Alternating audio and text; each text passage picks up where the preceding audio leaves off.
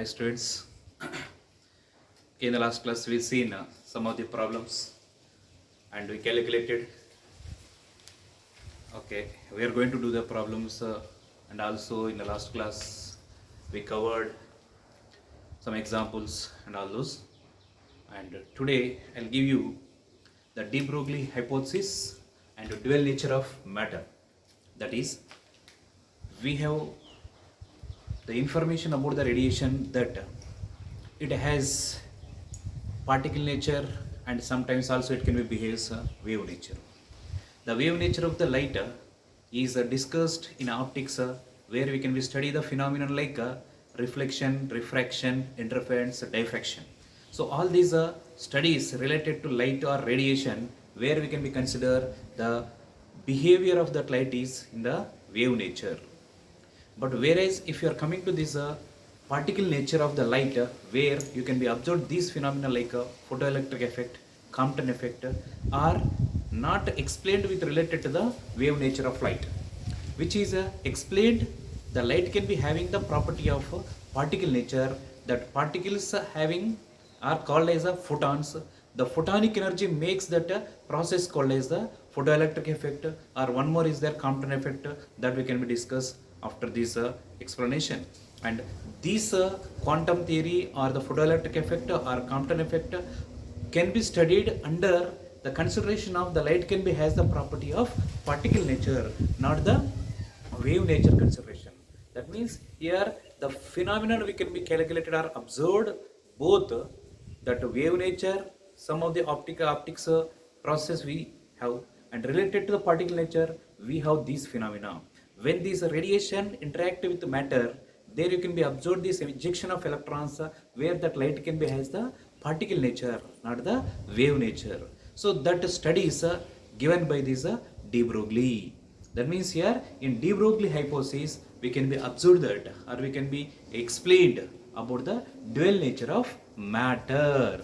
As we know the radiation has the dual nature, matter can also possess the dual nature. That information given by the de Broglie. Okay, that we can be see today's class. Right. Now here we have de Broglie hypothesis. De Broglie hypothesis, that is what he is given the information about the light which can be has or the radiation, which properties are the radiation can be possessed, the same properties can be possessed by the matter also, because the de Broglie studies in his experiments, in his investigations is given some important notes. That notes are nothing but some important statements. They are considered as the hypothesis of de Broglie. What are those hypotheses? In this first one, always in nature, consisting or the total universe is made up of or consisting of only two.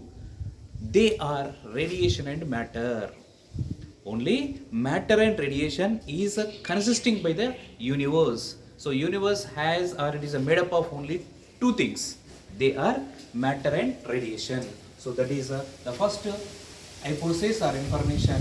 Universe consists of only radiation and matter. Radiation and matter. And next one, de Broglie observed about the matter in the universe, that is in surroundings, how that matter can be exist, and he observed and given a statement that always nature loves symmetry. That means the matter can be existing in nature, having that matter should be symmetrical about a certain axis. Then that matter can be in stable condition where it can be possess minimum amount of energy. So to get the stability, every matter can possess minimum amount of energy where it can be getting to stable. Therefore, always nature having the property of symmetry. That is here, whatever the matter existing in nature, that matter should be having some symmetrical about an axis. So that is here the second observation, nature loves symmetry. Nature loves symmetry. This is second hypothesis. And third one, this is what it is important, that is already I given, that is what is a radiation has a dual nature, that already I just given before starting this hypothesis. Because the radiation can be having the particle nature, radiation can also be having the property of particle nature, that is wave nature and particle nature. Dual nature radiation can possess. As it is observed that in the total universe we have the radiation and matter only. Once the radiation has a dual nature, this matter can also possess the dual nature. So therefore here the third point in hypothesis given by the de Broglie is, so matter can also possess the dual nature. That means here, as radiation possess dual nature, radiation possess dual nature, hence matter can also possess dual nature. So this is the third point or third hypothesis given by the de Broglie, right? So these are the points related to the de Broglie hypothesis you have to remember, correct? So de Broglie studied about the total universe, what is observed, that is given as these points. And in this we can be observed that suppose when the matter can be possess the wave nature. Matter is nothing but you take an electron or this chalk piece or any matter, it can has particle behavior. By default we can be said is a particle. But when that particle can be or the matter can be possess the wave nature, so that is here observed, or here it is a further information given by the de Broglie. Whenever a matter can possess certain moment, that is momentum. Any matter which is in motion possess momentum or velocity, there that particle or the matter can possess the wave nature. So that is the waves associated with matter are known as matter waves. The waves associated with matter are known as matter waves. So here we can be observed to be having the matter waves. Matter waves. What are matter waves? So matter means particle. So every particle has the wave nature only when it can be under motion. So what are matter waves? Matter waves are nothing but the waves associated. The waves associated. The waves associated with matter are known as matter waves. Are known as matter waves. So these are what you can be observed. And for a matter, a particle you consider, let it be, if any matter or a particle, if a particle has mass m, as m mass m is moving with velocity v, then it possesses momentum. It possesses momentum. That is, you can write it as a momentum is equal to, it is mass into velocity, mv, right? So now you can be observed to be having this momentum is given by mass into velocity, that we know the mechanics. Now here, when a particle is moving with velocity v having the mass m, when it is in motion, it can be having the wave nature and it can be having the wavelength. That wavelength is called as the de Broglie wavelength. The matter waves which can be possess a wavelength, that wavelength is known as de Broglie wavelength. So in general, in case of radiation, let it be if you observed, if for radiation, so what is the equation for the wavelength? So that already we discussed in quantum theory of light, right? So there for radiation, what is the equation for wavelength? Or I can write this one, it is energy is equal to, you can write it is hc by lambda, or you can write this one is energy is also can be written as mc square, which is given by here hc by lambda. So here lambda is equal to, what is going to be get? So this c, one of the c is cancelled. So lambda is equal to, that is h upon mc. Or you can write wavelength of the radiation, that is for light, is given by h by mc, mass into velocity. So this mass into velocity is the momentum. So lambda is equal to h upon p. So this is for radiation, already we discussed, right? Similar way, you can write the wavelength associated for this matter waves. What is that wavelength is called? De Broglie wavelength, and that equation is given by h by p. Just you change the topic or the word radiation, instead of radiation here we are taking the matter, right? Because the total universe is made up of or consisting of only matter and radiation. So radiation can possess the dual nature, matter can also possess the dual nature. And here matter is converted into radiation, radiation again converted into matter, only the two are existing according to the de Broglie hypothesis. Now under this, you can be observed for radiation is a lambda is equal to h by p, which represents that it is a wavelength of photon, or for radiation or for light. But here we are not talking about light, we are talking about the matter. So matter can also possess the wavelength where it is in motion, having certain velocity. There it can be observed that waves can be possessed, or the waves associated for that matter under moment, under the velocity. There we can call as the matter waves, and for these matter waves we can have a wavelength. That wavelength is called de Broglie wavelength. What is that? De Broglie wavelength. So what is the equation for the de Broglie wavelength? That you can write easily or simply by comparing here. What is the wavelength for the radiation? Lambda is equal to h by p. Same you can write the matter waves also having the wavelength is h by p only, but that is a de Broglie wavelength for matter. When you calculated wavelength for matter waves, that is called de Broglie wavelength. When you calculate it for the radiation, that wavelength is called as a photon wavelength, or it is a wavelength associated with photon. Correct? That is a formula may be same, but the concept is different. So now I can write here the wavelength associated for matter waves, which is known as de Broglie wavelength. So what is the equation for that de Broglie wavelength? Now here de Broglie wavelength, de Broglie wavelength, okay, that is lambda. The wavelength calculated for matter waves, the wavelength measured for matter waves is known as the de Broglie wavelength. So here the wavelength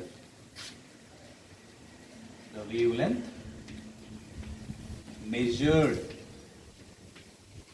for matter waves, measured for matter waves are called de Broglie wavelengths, are called de Broglie wavelengths, and given by so lambda is equal to h by p, right? H is the Planck's constant, p is the momentum of that particle. Okay, now you can write this one is lambda is equal to h upon momentum. It is the mass into velocity. This is mass of the particle, velocity of the particle. You can write this is also de Broglie wavelength. Now you can write observe for matter having very large mass a matter can possess, then what about the wavelength? So let it be velocity is there, it is moving, but what about the wavelength? When the mass is very very high, the wavelength associated for that matter is very very small. So when you go for the objects or the matter which is having the more mass, for that it is the wave nature is there, but that we cannot be recognized as it has very very low wavelength. That low wavelength we cannot be recognized when the matter can possess very high mass or larger masses, like you can be having the vehicles or this one chalk piece, or when it is throwing, when it is moving, we cannot be observed, it is looks like a particle only, but it can possess a wave nature also, but that wave nature we cannot be recognized as its wavelength is very small. That is what is observation here. And another one is here, if this is for matter, mass is larger. If suppose if that matter is at rest, V is equal to 0, the matter is at rest, it is not in motion, it is just having the rest position, it is not in motion. There you can observe to be having here lambda is equal to h by mv. So V here it is a 0, V0 something by 0 it is infinity, so that is lambda is infinity. Lambda infinity represents that no waves at all. We cannot be having the wavelength is infinity for any wave. It is not possible. That means there is no wave nature at all. Whenever a matter or a particle is at rest, no wave nature. It has only particle nature. So here, if V is equal to 0 or rest position, there you can be observed that matter or that particle having which nature? Only particle nature, no wave nature. So the no wave nature you can be observed. Only it can be having the particle nature when it is at rest position. So when it can be acquired the wave nature, only it is in motion having certain velocity. That velocity is not a 0. If the velocity is equal to c, that is nothing but it is become as no matter can be moves with the velocity of light. That only the highest. Because of that, it will become the wavelength for photon. It will become. But we cannot be take velocity as a that much speed. We can always having the matter is having velocity is less than velocity of light. Because of that, it will be having a matter can possess the wave nature and having the wavelength measured for that wave nature of matter, which is called as the de Broglie wavelength, which is given by this is the equation. And these observations you have to remember, right? When a matter can possess the particle nature, only at a rest position. When that same matter can be possess the wave nature, when it is moving with certain velocities, right? So that is you have to remember, right? So like you take a particle which is having very small mass. Let it be, you can, if you observe an electron, if mass of particle is very small, like electron, so electron mass is 9.1 into 10 power minus 31 kg. So this is a very small. So the mass of this particle, that particle is electron. Electron mass is this much, we have 10 power minus 31. It is very low mass. When the mass is very small, what about the wavelength? It is very large. That means a particle has mass is small, easily we can be recognize or observe the wave nature of that particle. So because of that, you take a particular matter which is having very low mass. That is when the particle is like a electron or proton or neutron which are having very low mass, that type of particles can be, when they are moving with certain velocity, we can observe or recognize the wavelengths can be associated for that matter or the particles as their mass is very small. Therefore, the wavelength is easily we can be recognized, right? So that is what you can be observed from this equation, which is a de Broglie wavelength equation, right?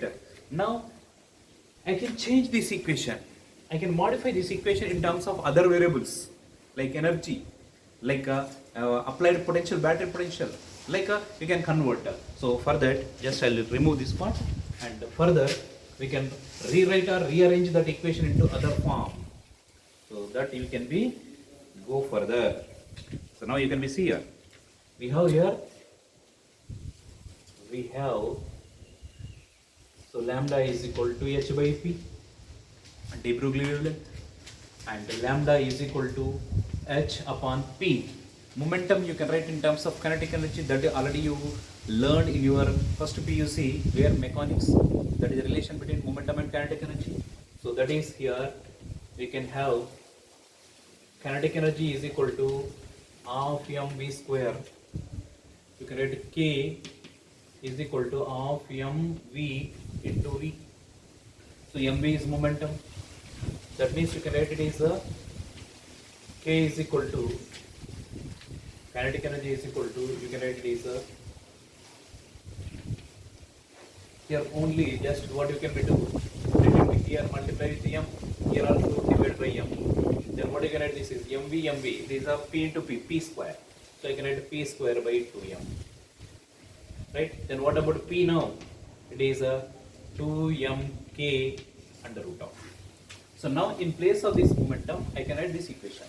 That is, this one is already you heard or you learned in your first PUC. But I am replacing here this momentum. So p h by p is equal to what we have here is, it is 2mk, make it square root of. So this is another equation for de Broglie wavelength. The de Broglie wavelength in terms of the kinetic energy acquired by that particle, right? The particle kinetic energy is given, mass is given, use this equation, right? If it is the momentum is given, use this equation. Now further I can convert. So this is another equation, and next one more equation I can make this one as kinetic energy can also written in terms of the battery potential. In photoelectric effect already we did or we observed the maximum kinetic energy observed or acquired by that electrons is equal to the amount of work done in against not to move that electron to get the photoelectric current. So there we are applying the negative potential, stopping potential. So stopping potential into charge, you are getting the maximum kinetic energy. So I can replace this kinetic energy by charge into potential.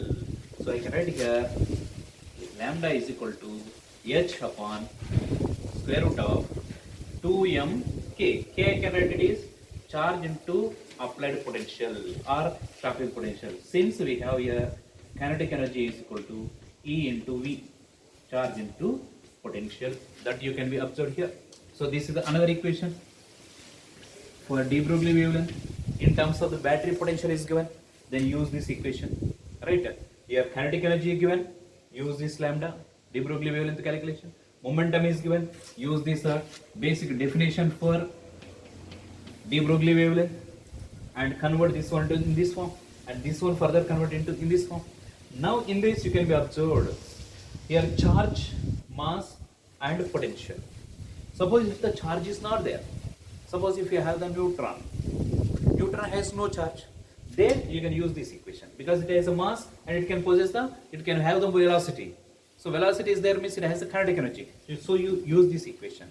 If the uncharged particles are there, use this equation for the de Broglie wavelength calculation. If the charged particle having that charged particle gets accelerated by applying a potential of V, then what is the wavelength associated for the charged particle in the presence of that applied potential, then you can use this equation, right? Now in this depends upon a charged particle, this equation further converted into, suppose if it is having for electron we know what is the mass, what is its charge, and H is constant.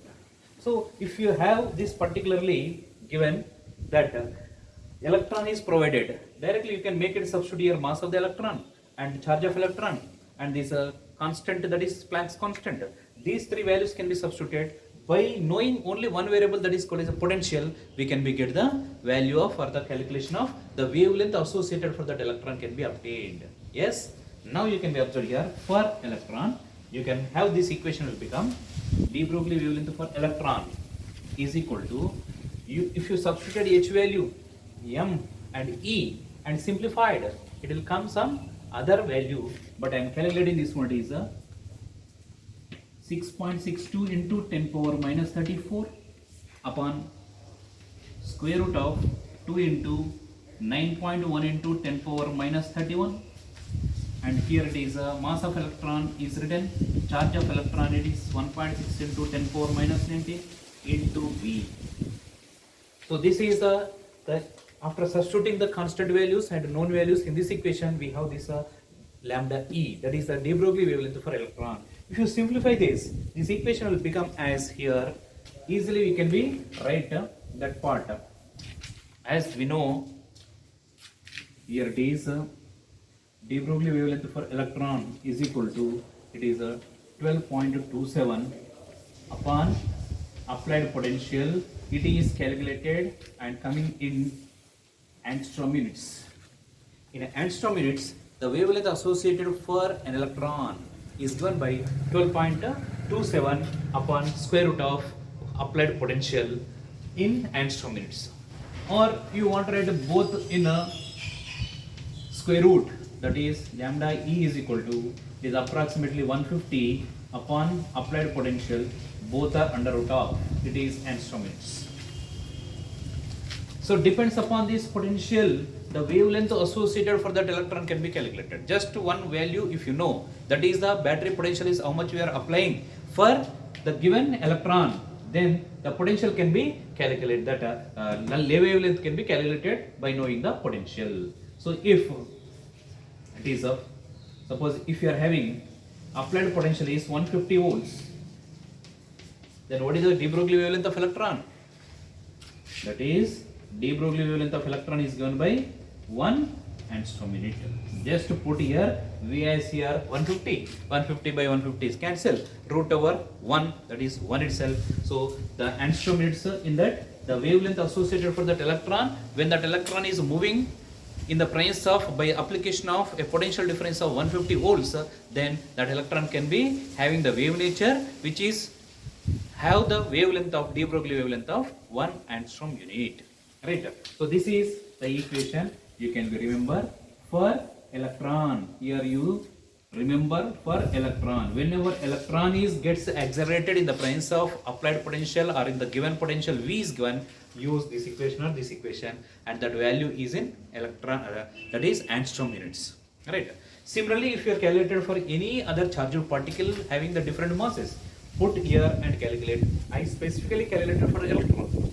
If the proton is there, then you substitute the mass of the proton, charge of proton, and simplify, that will becomes another value. So right, for every value you can be measure, and that will be 286 it will come. Correct? So for this is given for electron. If you go for proton, that is I'm going to calculate for proton also, what you can get.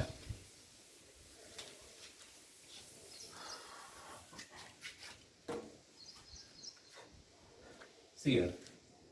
Next, second one. In case of for proton, de Broglie wavelength, we can calculate lambda for proton is equal to, it is h upon root over 2m e into v. Now you can write this one is lambda for proton is equal to, it is simplified. This value you have to substitute, mass of the proton it is 1.67 to 10 power minus 27 kg, and charge of proton also same as electron itself, only it is a that is a negative, it is positive, and H is constant. If you substitute all these and simplify, it will become as 0.286 upon root V angstrom units. So this is the equation you have to remember for proton it is. But generally no need to remember all this. Just you can be observed this equation, that is this one, in the presence of applied potential, how that de Broglie wavelength of different charged particles can be gets modified, that is we can be calculated. This is for electron, this is for proton I written, or maybe alpha particle. It is alpha particle is there, it will come as 0.101 upon root V angstrom units. That is different particles having the different values, just to make it to be calculator or substitute the values of the respective charge and mass. For alpha particle, there you can be observed alpha particle is nothing but helium ion itself, He24 only alpha particle it is named as, and for this lambda alpha, de Broglie wavelength of alpha particle is given by 0.101 upon root potential in angstrom units. So these are the different values you have to remember based on the potential. Just one variable, potential, and here also potential. If you know, then what is the wavelength associated for the respective particle can be determined easily. If you are not remember that, at least you have to remember these three itself to find out or to determine the wavelength associated for any particle. Correct? Maybe it is a charged or uncharged particle, but it can be possess matter waves, that is called wavelength associated for that matter waves are nothing but de Broglie wavelength, that we can be determined by using any one of these equation according to the data provided. Right? So this is what you can be observed to be having the de Broglie wavelength equation. Right? Now this de Broglie concept or this observation is also explained, or this is theoretically given by the de Broglie, the wavelength associated for the electron or the matter is theoretically given by this equation, what can be observed, or this equation we can be having and we can be measured, right? So suppose here it is the applied potential is, suppose it is 54 volts is there for electron. For electron you are applying the potential of 54 volts, then how much that wavelength associated for that electron we can be calculated. It is about 0.61 angstrom units you can be get. So that is here this is given, this equation by the de Broglie theoretically is not proved experimentally whether it is correct or not. This one whether it is correct or not, that is explained experimentally by Davison and Germer. There are two persons, Davison and Germer, who explained experimentally this equation given by the de Broglie is correct. They proved the wavelengths can be possessed by the particles when they are moving with certain velocities. And they considered that experiment, I'll give you in the next video, but just I'll give you the information about that experiment. That is, Germer and Davison, what they did was, they considered an electron, that electrons are ejected from some filament and they are moved with certain velocities by applying an external potential. We can be observed to be having this potential, we are applying externally for that emitted electron from the filament. That arrangement it is done in the experiment. What is that electrons are coming out? That electrons are gets accelerated by applying a potential. That potential can be measured and substituted here. They calculated 54 volts. At that 54 volts, he calculated what is the wavelengths associated for that electrons, and those electrons are gets accelerated and there will be strikes on the nickel target. So once they are striking the nickel target, they made their scattered and they made a process called as the diffraction. Diffraction can occur at that nickel target and they will be moved in or scattered or moves in different directions by these all electrons. They are collected by the spectrometer. That spectrometer is made to be observed that scattered electrons, and that spectrometer will gives you different deviations for different applied potentials that electrons can be made.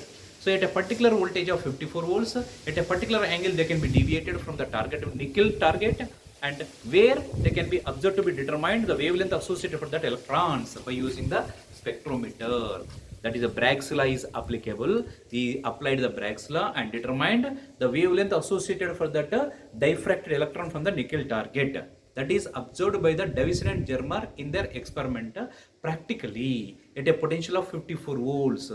They calculated and it is observed to be having 0.16 angstrom units. Here also, if you substitute 54 volts and make it square root and calculate that value, also it will become as 0.16 angstrom units itself. So both are in theoretically by substituting here in the de Broglie wavelength equation, and also from the